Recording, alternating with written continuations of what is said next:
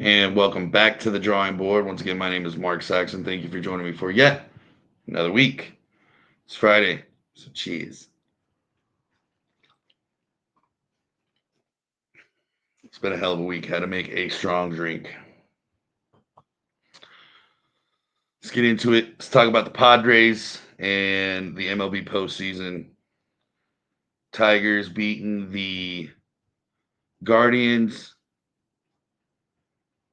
Red Sox falling to the Yankees. Dodgers sweeping the Reds. And the Padres losing to the Cubs. So, being a Padres fan, that's what I want to talk about. Now, listen, everybody wants to talk about that call in the ninth where Bogarts got a shit call. I mean, it is what it is. And a lot of fans, I'm seeing, a lot of Padre fans, I'm a little disappointed in. I'm saying, oh, the ump this and the ump that. Watching that ump that day, I don't think he missed, but maybe two calls. Let's just call it what the fuck it is. I don't understand why we're trying to find someone to blame when the people to blame are your top three hitters. Arise, Tatis, and Machado were non existent in games 1 and 3. I think all series they were like 3 for 27 with runners in scoring position. The Padres as a whole. I think your three main hitters were. I think they only got like 4 for like 13 or whatever it was. Manny having that 2-run shot, Arise having a couple of knocks, and Tatis having a couple of knocks. Um, just non-existent. And not to take anything away from the Cubs, they obviously did their homework, handled the main hitters, forcing the Padres to try and lean on other members of the team, which obviously they didn't come through either. Very disappointed in this squad. I don't understand it. I mean, they had plenty of opportunity in Game 3 to take the lead and not only tie it but take the lead. Darvish coming in, not having a great second inning, only lasting 21 pitches, walking in a run, Estrada walking in a run. It just you can't. They didn't execute. You can't win games with those types of numbers. And with this squad, those numbers shouldn't even be real. The Cubs, I wouldn't even say they were hot, winning both games, only 3 runs apiece or 3 runs each. So it's not like they were blowing the Padres up by any means. Dansby Swanson at shortstop, not having anything to do with the plate. I mean, I think he was over 3 with a walk, and but defensively, right, taking away a couple of hits, which would have put runners in scoring position or putting Padres on the board or on the base path. Arise having a couple of blunders on the base path. Plays being taken away defensively by the Cubs. Just the Padres beat themselves once again, and it's becoming a thing with them. And what scares me the most is I don't know how much of the future they have left. I'm afraid this might be our last chance, our last real chance at a championship for a lot of years to come. They traded away the farm. A lot of people say AJ Preller and Mike Schlitt are to blame. Here's my thing: AJ Preller made the trades to happen to win now. That's what every Padre fan wanted. We were sick of losing. That comes at a price. And of course, when they don't win now, it makes all those trades seem all for naught. O'Hearn going down. I'm not sorry. Laureano going down with that broken finger. Sheets didn't do terrible, but he obviously is not Laureano. But either way, like I said, your main hitters weren't hitting the damn ball.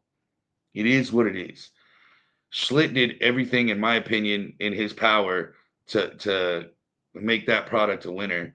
And obviously, stopping the bleeding with Darvish in Game 3, especially, is what I want to talk about.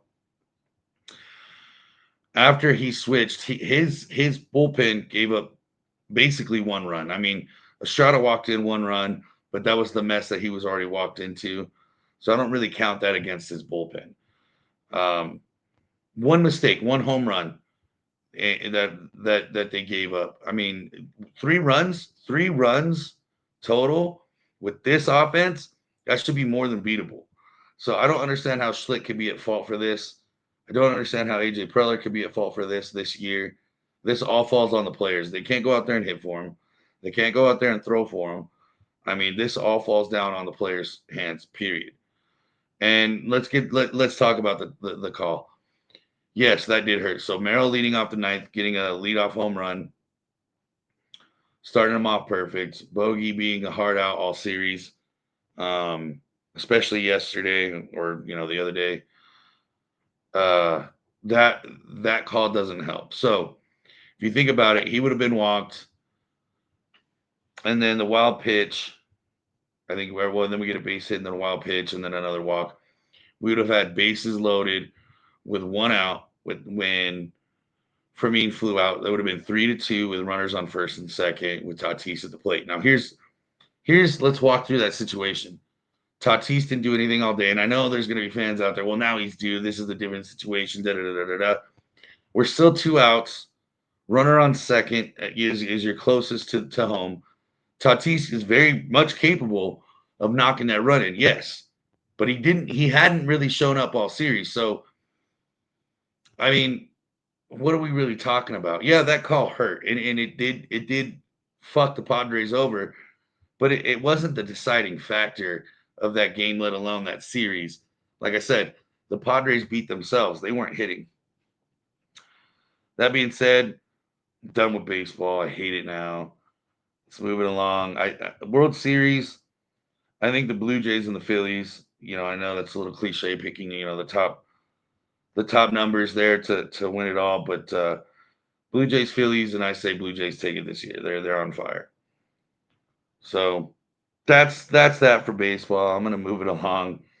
Let's go to college football. Last week, LSU dropping 1 to Ole Miss, and another rough game. I don't know if Brian Kelly's the answer.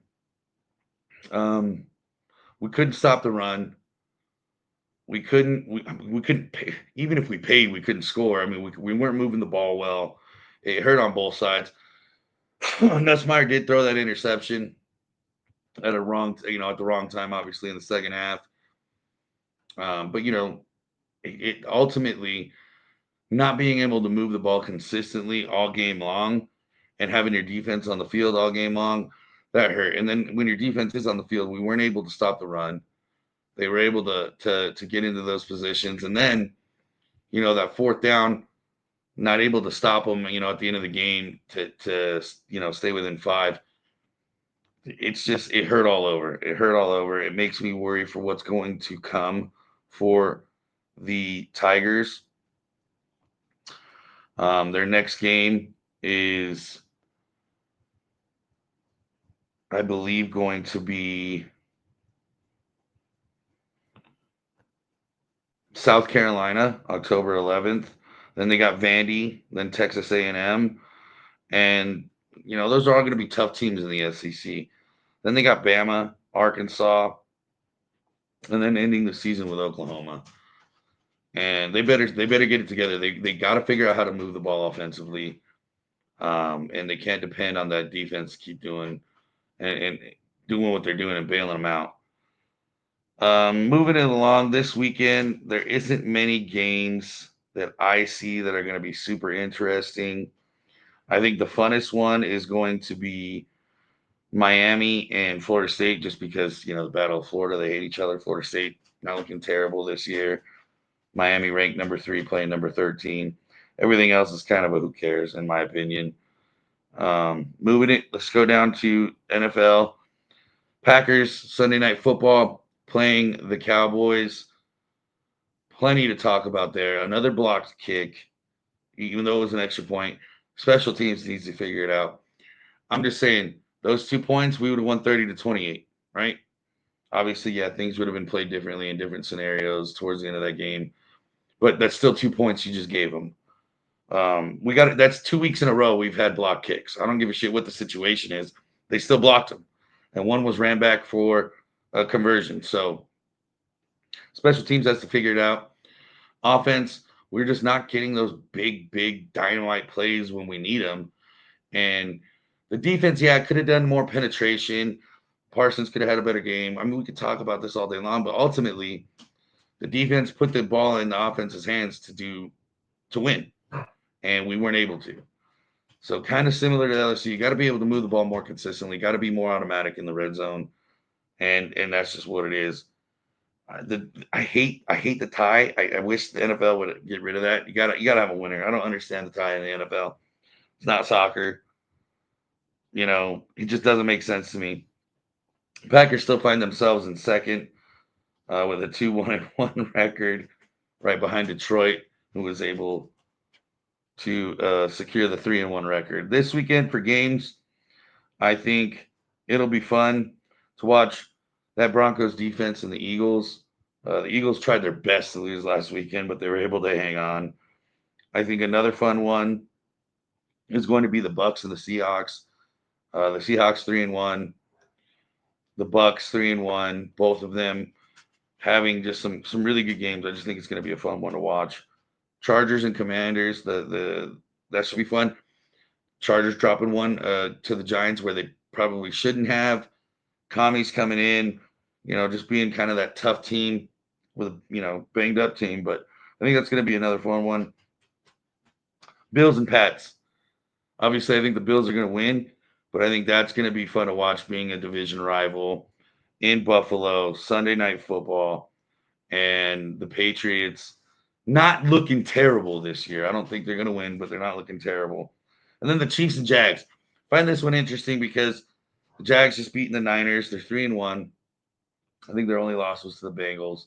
The Chiefs 2-2, kind of iffy. And we don't know really who they are yet. So I think that's going to be fun. Those are the games I'm looking forward to this week. Packers on a bye, LSU on a bye. So I'm kind of this week. Let's move it on to UFC. I cannot wait. Tomorrow night, UFC 320, Ankalaev versus Barrera 2. So let's talk about some of the fights that I'm going to be watching. Well, I'm going to watch all of them, but some of them the ones that I'm looking forward to because I think this is a good card. First one, Joe Pyfer and Abis Magomedov. I like this. I think Pyfer is a boss, so I'm sticking with Pyfer. I think he's going to win. Josh Emmett versus Alal.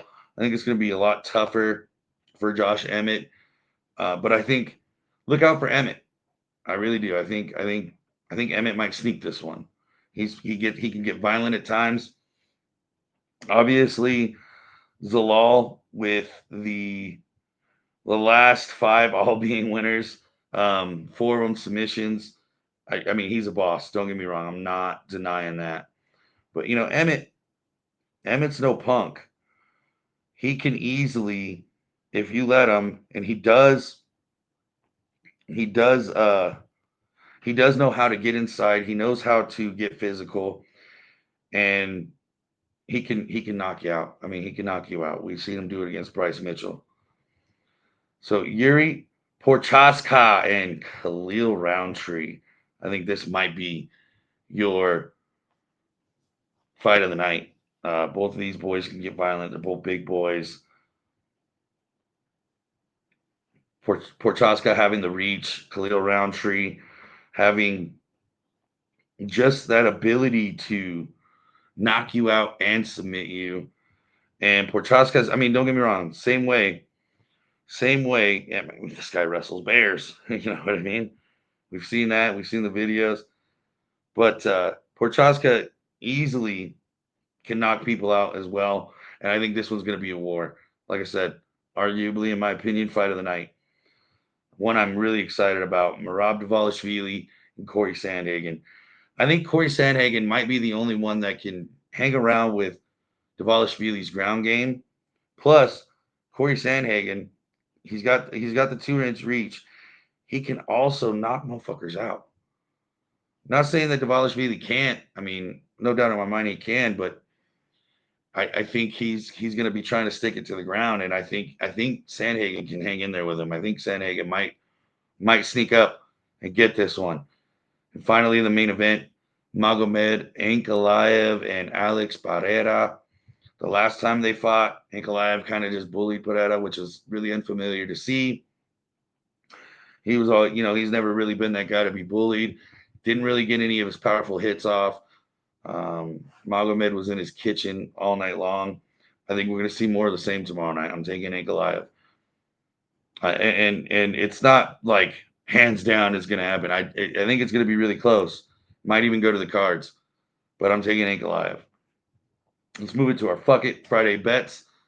Once again, taking Joe Piper minus 245, Khalil Roundtree at a plus 170, Corey Sandhagen at a plus 300 or 330, and Magomed Ankalaev at a minus 270. $10 get you $224 and 3 pennies. Let's make that paper. Let's watch some sports. Let's watch some fights. Let's drink and gamble like degenerates. Once again, I'm Mark Saxon. This is Back to the Drawing Board. Thank you for joining me once again. Have a